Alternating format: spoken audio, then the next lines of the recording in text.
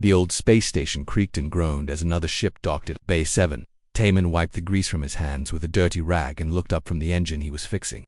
The sound was different this time, heavier, more important. He had been working as a mechanic on Nexus Station for 3 years now. Every day brought broken ships, angry captains, and not enough credits to make life easy. But it was honest work, and Taman liked fixing things. He had always been good with his hands, even back on Earth. The station manager, a fat alien with too many eyes, came running toward him. His purple skin was sweating, which meant he was scared. Taman, drop everything. Royal ship just docked. Valiant Empire. The Empress herself is here. Taman raised an eyebrow. The Valiant Empire controlled half the galaxy. Their ships rarely broke down, and their royalty never came to places like Nexus Station. This was a trading post on the edge of civilized space, full of smugglers, pirates, and people who did not want to be found. What's wrong with his ship? Taman asked. Quantum drive failure. Complete breakdown. She needs the best mechanic we have. The manager's many eyes blinked rapidly. That's you. Don't mess this up, or they'll turn this station into space dust. Taman nodded and gathered his tools. He had worked on Valiant ships before. They were beautiful machines, all smooth curves and crystal technology. But they were also complicated, and most mechanics were afraid to touch them. He walked through the station's main corridor toward Bay 7. Other workers stepped aside and whispered as he passed. News traveled fast on a small station. Everyone knew the Empress was here, and everyone was nervous. When Taman reached the docking bay, he stopped and stared. The royal cruiser was enormous, 3 times bigger than any ship he had ever seen. Its hull was white as snow and covered in strange symbols that seemed to glow with their own light. Guards in golden armor stood at attention around the ship, but what caught his attention was the sound coming from inside the ship. It was a low, angry growling that made the hair on his arms stand up. Something very large and very unhappy was in there. A tall figure appeared at the ship's entrance. Even from a distance, Taman could see this was someone important. She wore robes that changed color as she moved, and a crown that looked like it was made of liquid metal. Her skin was pale blue, and her eyes were silver. This had to be Empress. Nolaketh. She walked down the ramp with smooth, graceful steps. Her guards followed, but they kept looking back at the ship with worried faces. The growling got louder. Where is the mechanic? The Empress asked. Her voice was cold and sharp, like breaking ice. That would be me, Your Majesty, Taman said, stepping forward. He had learned long ago that acting scared only made things worse with important people. The Empress looked him up and down. Her silver eyes showed no emotion. You are human. Yes, Your Majesty. Humans are known for being good with primitive machines, but my ship uses quantum crystal technology. It is far beyond your simple understanding. Taman kept his face calm. He had heard this before from other alien customers. They thought because humans came from one small planet they could not understand advanced technology. But Taman had been fixing alien ships for years, and he was good at it. I'll do my best, Your Majesty. Can you tell me what happened? The quantum drive stopped working during our jump. We barely made it here before the whole system shut down. She paused, and the growling from the ship got even louder. And be warned, human, I travel with my pet. It is dangerous and does not like strangers. Stay away from it, or it will kill you. As if summoned by her words, something huge appeared at the ship's entrance. Taman's breath caught in his throat. It was like a wolf, but much bigger, as tall as a man at the shoulder, with pure white fur and eyes like red gems. Heavy metal chains hung around its neck, and small devices attached to the chains blinked with warning lights. The creature's lips pulled back, showing teeth as long as Taman's fingers. The growl that came from its throat was deep enough to feel in his chest. This was not just an animal. This was a predator from some nightmare world. This is Frost, the Empress said, like she was introducing a friend instead of a monster. He comes from Cathara, a death world where only the strongest survive. My scientists say his kind cannot be tamed, but I have ways to control him. The wolf thing. Frost stared directly at Taman. Those red eyes seemed to look right through him, but Taman noticed something else. The creature's breathing was too fast, and its ears were pressed flat against its head. It was not just angry, it was scared. The chains and devices keep him calm, one of the guards explained. The psychic suppressors stop him from going wild, but even with them, he is dangerous. Several of our people have been hurt. Taman nodded but kept watching Frost. The wolf's red eyes never left his face. But now Taman could see something else there. Pain. The devices around its neck were too tight, and the chains were too heavy. This proud creature was suffering. I'll need to access the engine room, Taman said. Is that where he stays? Frost has the run of the ship, the Empress replied. He goes where he pleases. But the engine room is his favorite place. The warmth and vibrations calm him. This was going to be interesting. Taman had never worked on a ship while sharing space with a giant alien wolf. But he had a job to do and he needed the credits. I'll start right away, Your Majesty. The Empress nodded. Do not disappoint me, Huon, and remember what I said about Frost. He has killed before, and he will kill again if threatened. As Taman walked up the ramp into the ship, he could feel Frost's eyes following him. The wolf stayed by the entrance, watching, but did not move to attack. Not yet. The inside of the ship was as beautiful as the outside. Everything was white and silver with crystal panels that gave off soft light, but there was a smell in the air that made Taman frown. It was the smell of an animal that had been kept in one place too long. He found the engine room at the ship's heart. It was warm and filled with the quiet hum of sleeping machinery, and there, curled up next to the main drive, was Frost. The great wolf looked up as Taemin entered, but did not growl this time. "Hello there," Taemin said quietly in Korean. "Looks like we're going to be working together." Frost tilted his massive head, ears moving forward slightly. For just a moment, the red eyes seemed less angry and more curious. Taemin smiled and opened his toolbox. This was going to be a very interesting job. 3 hours had passed since Taemin started working on the quantum drive. The problem was worse than he first thought. The crystal matrix was cracked in 12 places, and the power couplings were completely burned out. This would take at least 2 days to fix properly. Frost had not moved from his spot near the main drive. The great wolf watched every move Taemin made, but he no longer growled. The red eyes followed the human's hands as he worked with his tools. Sometimes Frost would tilt his head when Taemin muttered to himself in Korean. "You're a smart one, aren't you?" Taemin said quietly, not looking directly at the wolf. He had learned long ago that direct eye contact could be seen as a challenge by many animals. Frost's ears moved forward slightly at the sound of Taemin's voice. The human mechanic continued his work, but part of his attention stayed on the wolf. He noticed things the others had missed. Frost's white fur was dull in some places, and his ribs showed through his coat. The creature was thin, too thin for something his size. The metal collar around his neck had rubbed raw spots in his fur, and the psychic suppressors blinked constantly, sending small electrical pulses through the collar. "They're not feeding you enough, are they?" Taemin asked softly. This time Frost's whole head turned toward him. The wolf made a small sound, not quite a whine, but not a growl either. Tae-min reached into his work bag and pulled out his lunch. It was nothing special, just rice and vegetables wrapped in seaweed. Earth food was cheap on the station, and it reminded him of home. He unwrapped it slowly, keeping his movements calm and steady. "I bet you're hungry," he said. "This isn't meat, but it's better than nothing." He placed a small piece of the rice roll on the floor between them and went back to work. Out of the corner of his eye, he saw Frost lean forward and sniff the food. After a long moment, the wolf's pink tongue came out and licked the rice. Then he ate it in one quick bite. "Good boy," Taemin said without thinking. Frost's tail, which had been completely still, moved just a little. Not quite a wag, but close. Over the next hour, Taemin shared more of his lunch with the wolf. Each time he offered food, Frost moved a little closer. By the time the human finished replacing the first power coupling, the great wolf was lying only 3 feet away from him. "Taemin," a voice called from the ship's entrance. How much longer it was, the station manager, and he sounded nervous. Taemin looked up from his work. "At least another day, maybe 2. The damage is extensive. The Empress is not happy about the delay. Tell her I'm working as fast as I can." After the manager left, Taemin noticed that Frost had moved even closer. The wolf was now close enough to touch, though Taemin was careful not to make any sudden moves. "You don't like all the noise and shouting, do you?" Taemin asked. "I don't blame you. This collar looks painful too." Frost lowered his head and looked at Taemin with those red eyes. For the first time, the human saw something other than anger or fear in them. There was intelligence there, and something that looked almost like hope. "I wish I could help you," Taemin said, "but I'm just here to fix the ship." As if understanding, Frost let out a long, sad sound. It was not quite a howl, but it was the saddest sound Taemin had ever heard.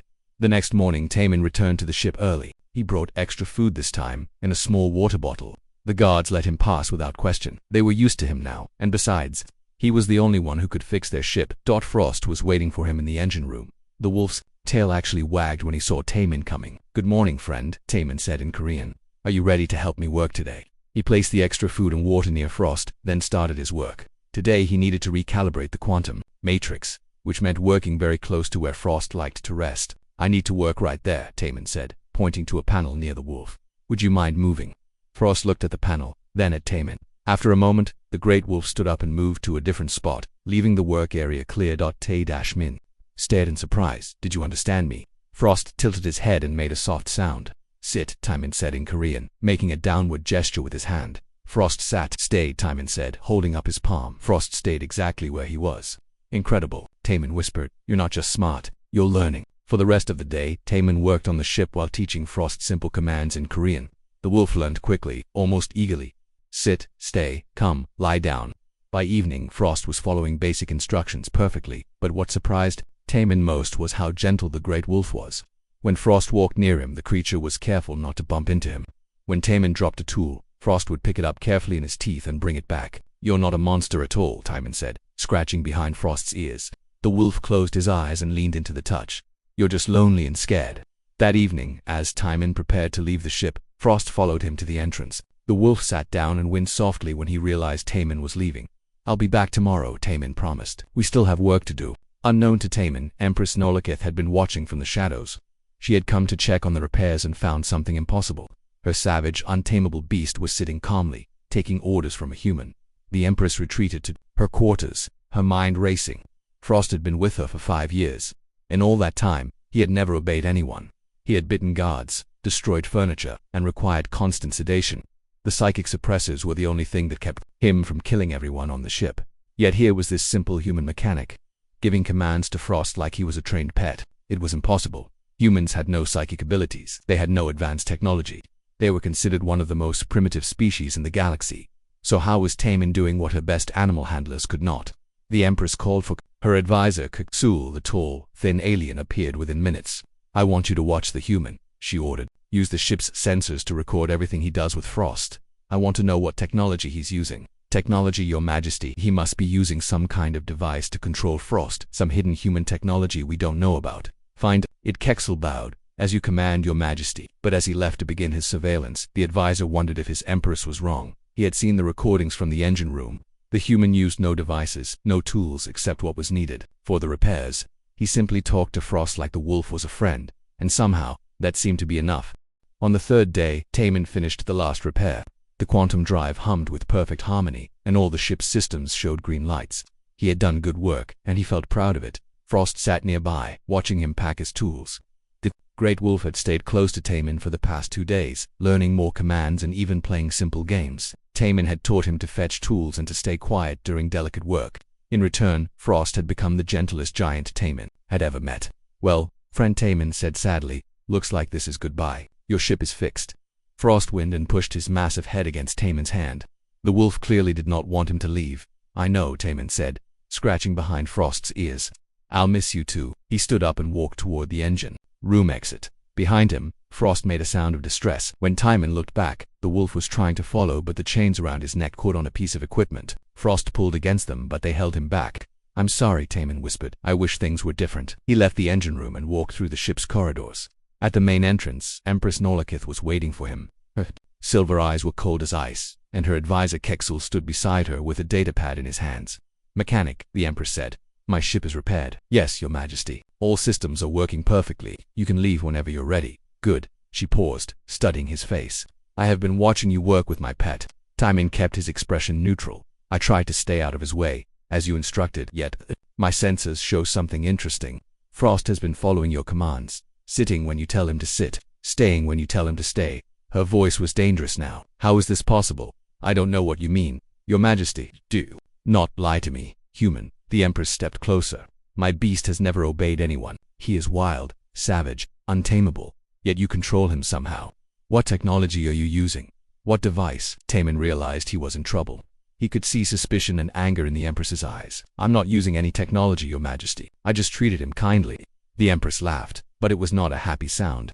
Kindness. You think kindness can tame a creature from Kithra? Impossible. You must be using some hidden human technology, Your Majesty, K'Xul said quietly. Our scans found no unknown devices on the human, no psychic enhancers, no control transmitters. Nothing. Then scan him again. The Empress snapped. There must be something. Word of the argument spread quickly through the station. Within an hour, a crowd had gathered in the docking bay. Aliens of every species came to see what was happening. The station manager looked terrified, wringing his hands and sweating from all his eyes. Very well, the Empress said finally. If you claim to have some power over my pet, prove it. I challenge you to demonstrate this control in front of everyone. Timon felt his stomach drop. Your Majesty, I don't think that's necessary. Are you afraid, human? Afraid that your lies will be exposed? The crowd pressed closer. Timon could hear them whispering. Most were betting on how quickly Frost would kill him. A few were placing bets on which body part the wolf would eat first. Bring Frost here. The Empress commanded her guards. Your Majesty, one of the guards said nervously, are you sure? Out here, in the open, he might do as I command. The guards reluctantly went into the ship. A few minutes later, they returned, struggling to control Frost on his heavy chains. The great wolf's red eyes immediately found Timon in the crowd, and his tail began to wag slightly. The crowd took several steps back. Even chained, Frost was terrifying to look at. His white fur gleamed under the station lights, and his teeth showed when he panted. He was easily the most dangerous predator any of them had ever seen. "Now," the Empress said, "show us this mysterious control you have over my pet." Taemin looked at Frost, then at the crowd, then at the Empress. He had no choice. If he refused, she might think he was hiding something dangerous. If he tried and failed, Frost might be punished for his disobedience. "I'll need you to remove his chains," Taemin said. The crowd gasped.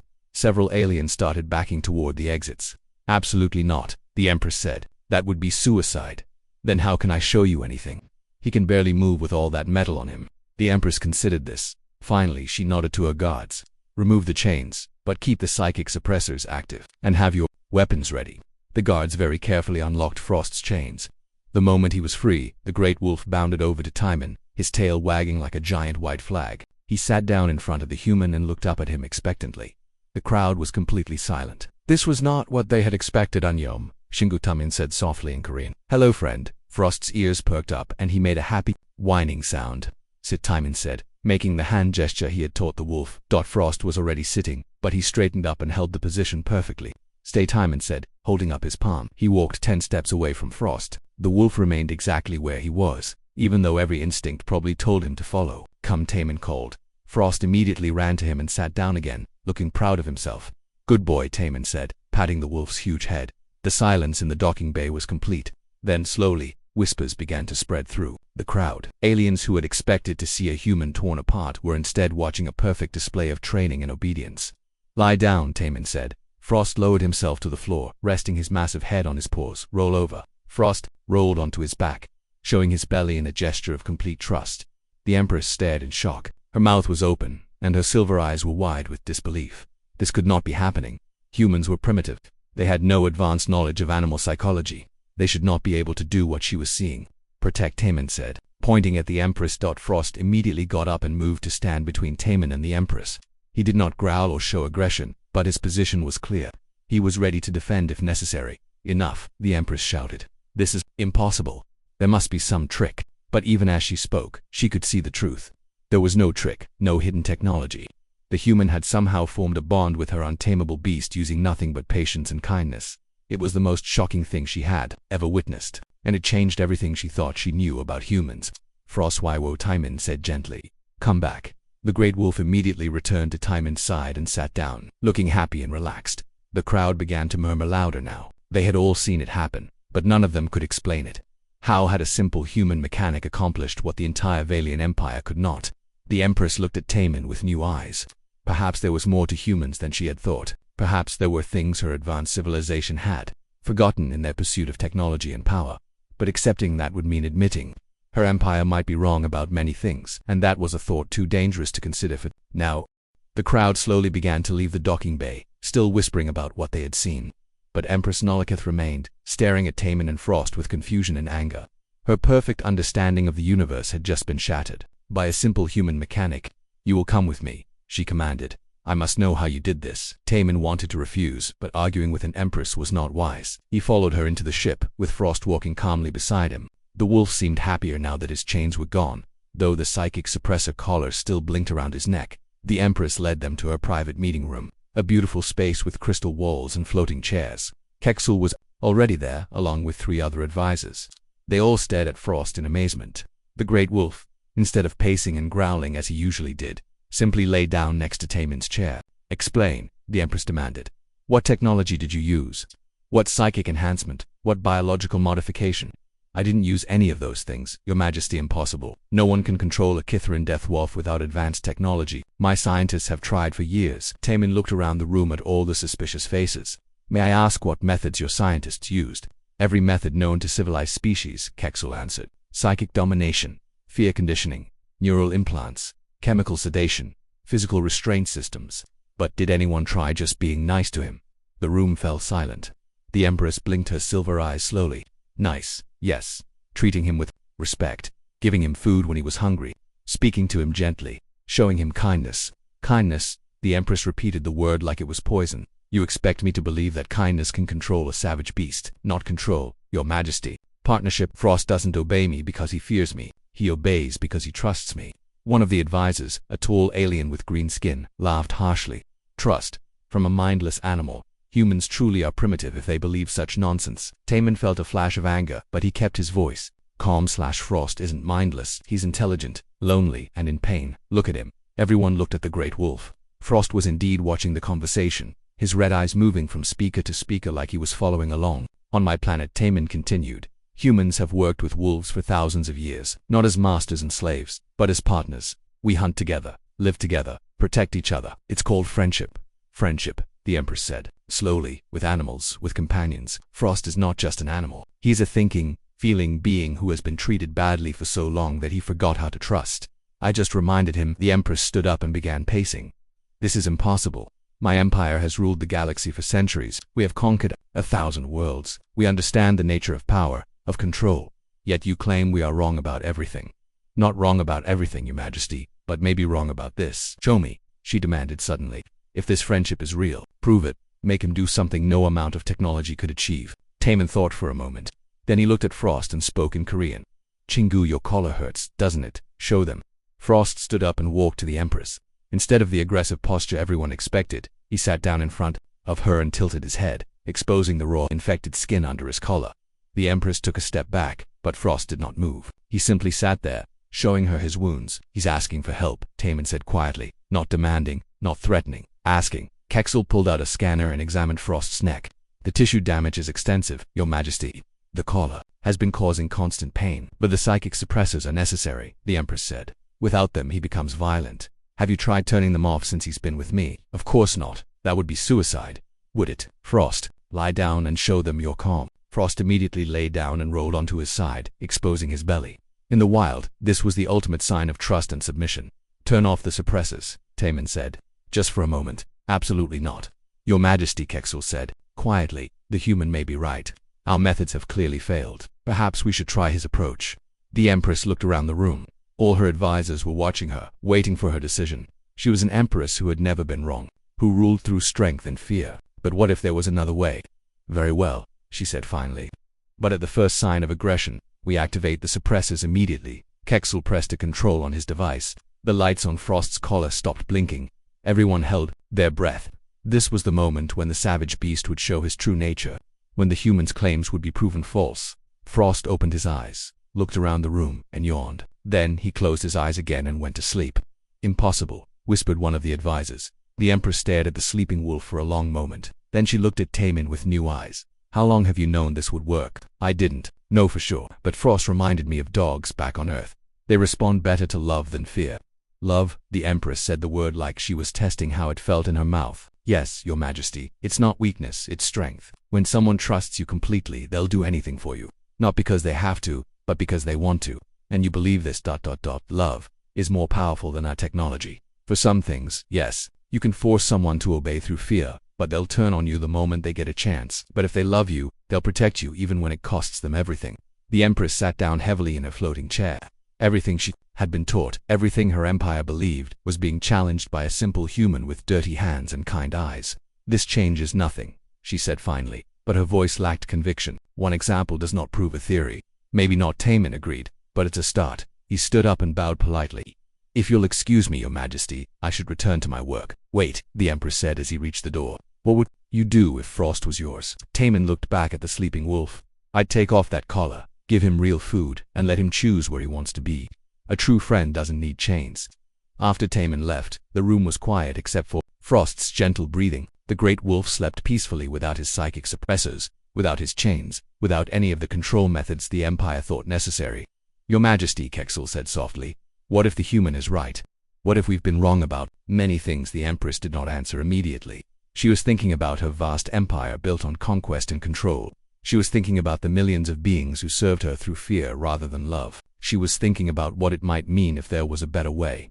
But such thoughts were dangerous for an empress. Change was risk, and risk was weakness. Or was it? Looking at Frost, sleeping peacefully, she began to wonder if perhaps the most primitive species in the galaxy had something to teach the most advanced.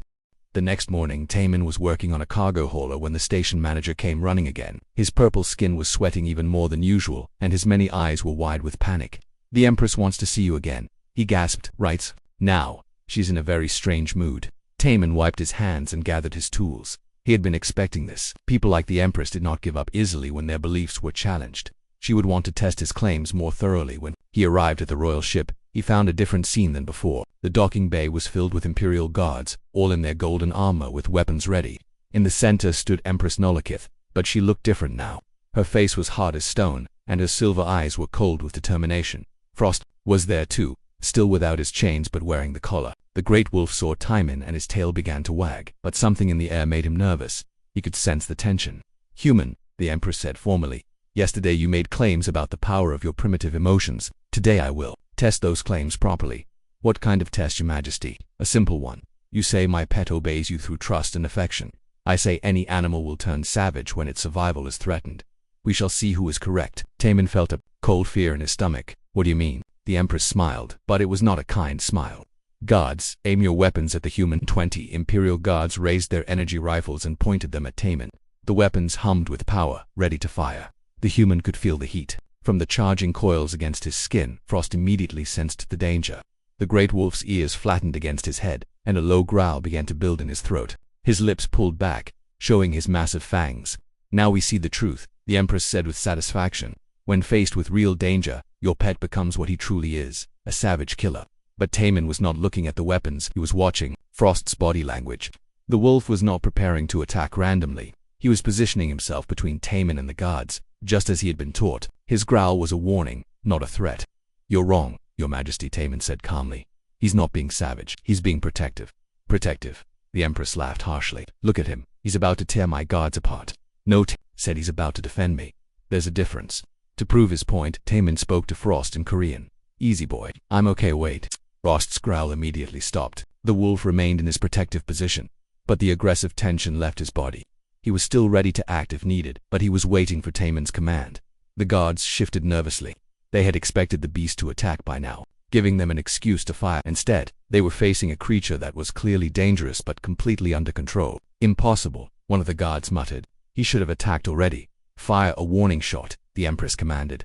"Make the human flinch." One of the guards aimed his rifle at the wall near Timon and fired. The energy bolt hit the metal with a bright flash and a loud crack. Most people would have jumped or run. Min did not move. Frost, however, took one step forward, his red eyes fixed on the guard who had fired, and another low growl began. But he still did not attack. He was waiting. Again, the Empress ordered, "Closer this time."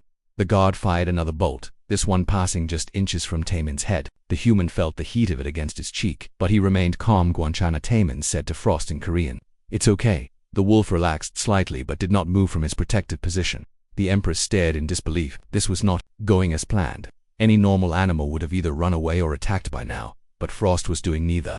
He was following commands even in a life-threatening situation. "Your Majesty," Keksul said quietly, "perhaps we should stop. The test has proven the human's point." "No," the Empress snapped. "There must be limits to this control. Guards, advance on the human. Make it look like you're going to capture him." The guards began to move forward, their weapons still pointed at Timon. As they got closer, Frost's protective instincts grew stronger. The growl returned, deeper and more menacing than before. His muscles tensed, ready to spring. This was it, the moment when the wolf's wild nature would take over and prove the Empress right. But Timon had one more lesson to teach. "Frost," he said calmly in Korean, "sit." For a moment, nothing happened. The wolf's every instinct told him to attack these threats to his friend. His body was ready to fight 20 armed guards to protect the one person who had shown him kindness. Then, slowly, Frost sat down. The guards stopped moving, shocked by what they had seen. The wolf was still ready to fight, still watching every threat, but he had obeyed the command to sit even when every fiber of his being wanted to attack. "Stay, Timon," said Frost stayed, though his whole body trembled with the effort of controlling his protective instincts. The silence in the docking bay was complete. Everyone understood what they had just witnessed. This was not the behavior of a savage animal or a programmed machine. This was the behavior of someone who trusted completely, who would follow commands even when it went against every survival instinct. This was loyalty beyond anything technology could create. "Enough," the Empress said quietly. Her voice had lost all its harshness. "Guards, lower your weapons." The energy rifles powered down, and the immediate danger passed. Only then did Frost allow himself to relax, though he remained sitting as commanded. "Good boy," Timon said, finally moving to pat the wolf's head. "You did perfect." Frost leaned into the touch, his tail wagging with relief. He had done what his friend asked, even when it was the hardest thing in the world. The Empress walked slowly toward them. Her face showed a mixture of wonder and something that might have been shame. "In all my years," she said softly, "I have never seen such loyalty.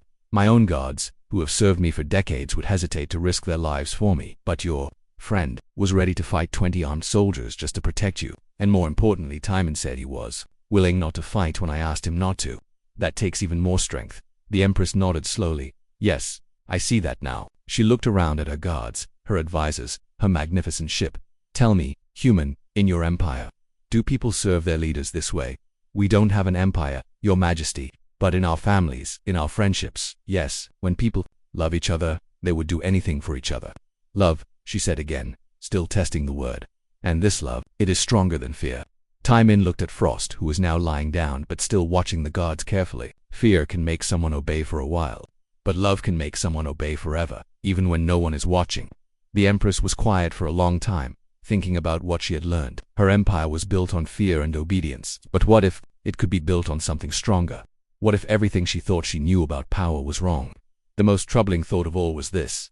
If a simple human mechanic could inspire such loyalty in a savage beast, what did that say about her ability to inspire loyalty in thinking beings? It was a question that would haunt her for the rest of her life. 3 days had passed since the test in the docking bay. Timon had returned to his normal work, fixing ships and earning credits, but he could not stop thinking about Frost and the sad look in the wolf's red eyes when they had said goodbye. Royal ship was still docked at the station. Word around the common areas was that the Empress had locked herself in her quarters and would not see anyone. Her guards looked nervous, and her advisors whispered among themselves when they thought no one was watching. Tay-Min was replacing a fuel pump on a mining vessel when he heard familiar footsteps behind him. He turned to see Empress not walking toward him, but she looked different. She was not wearing her changing robes or her liquid metal crown. Instead, she wore simple gray clothing that made her look almost normal. Your Majesty, Timon said, standing up and bowing. How can I help you? I have come to ask you something, she said. Her voice was quieter than usual, less commanding. And I want an honest answer. Of course, Your Majesty.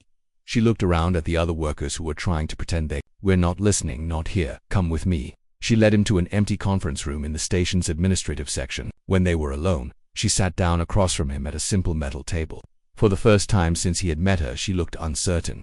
Tell me about your home world, she said. Tay-Min was surprised by the request. Earth, what would you like to know? How do your people live? How do they treat each other? How do they choose their leaders? Timon thought for a moment. It's complicated, Your Majesty. We have many different countries and cultures, but in general we try to take care of each other. Families support their children, friends help friends, communities work together to solve problems.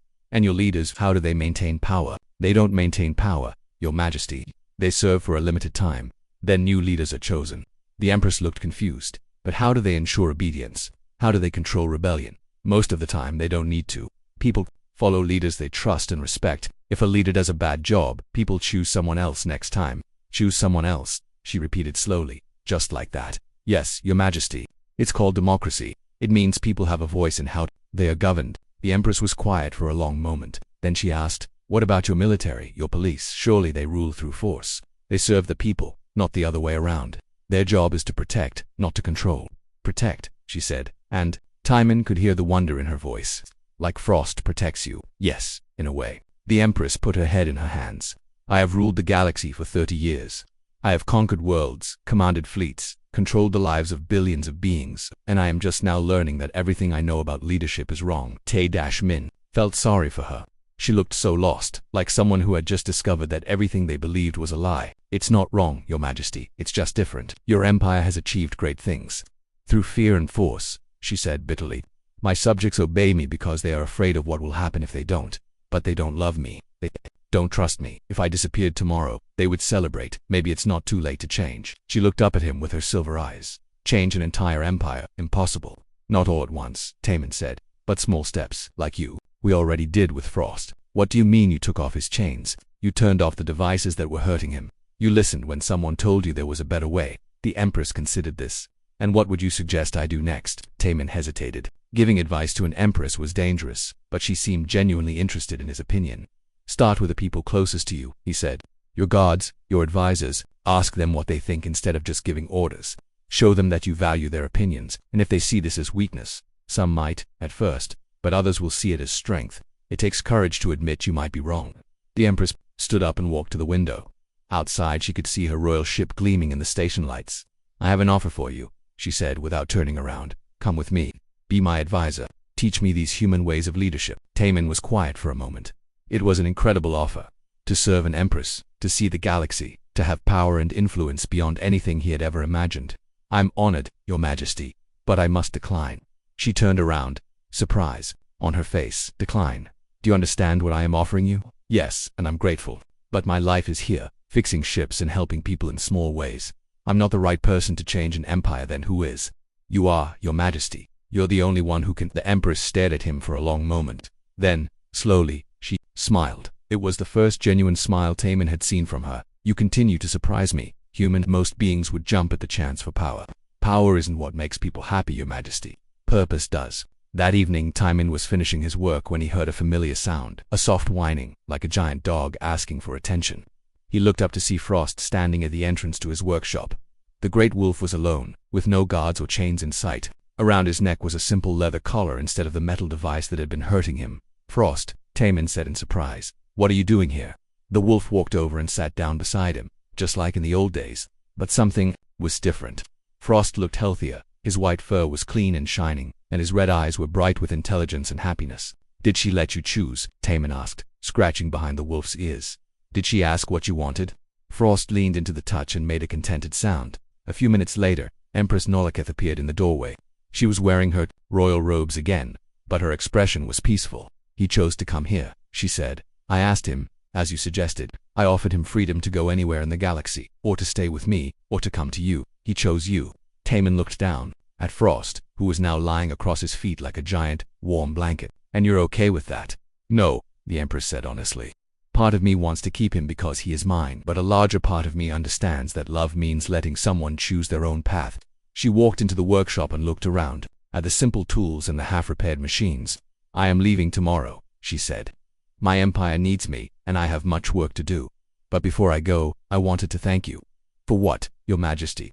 For teaching me that the strongest chains are the ones people choose to wear. That real power comes not from making people fear you, but from making them believe in you. She paused at the door. I have recorded your voice teaching commands to Frost. I will study your language and your methods. Perhaps one day, I will learn to speak to my people the way you speak to him. With respect and kindness. Yes, it'll be difficult. Old habits are hard to change, but you have shown me it is possible. After she left, Taman sat in his workshop with Frost beside him. The great wolf was finally where he wanted to be, with someone who understood that strength was not about domination, but about connection.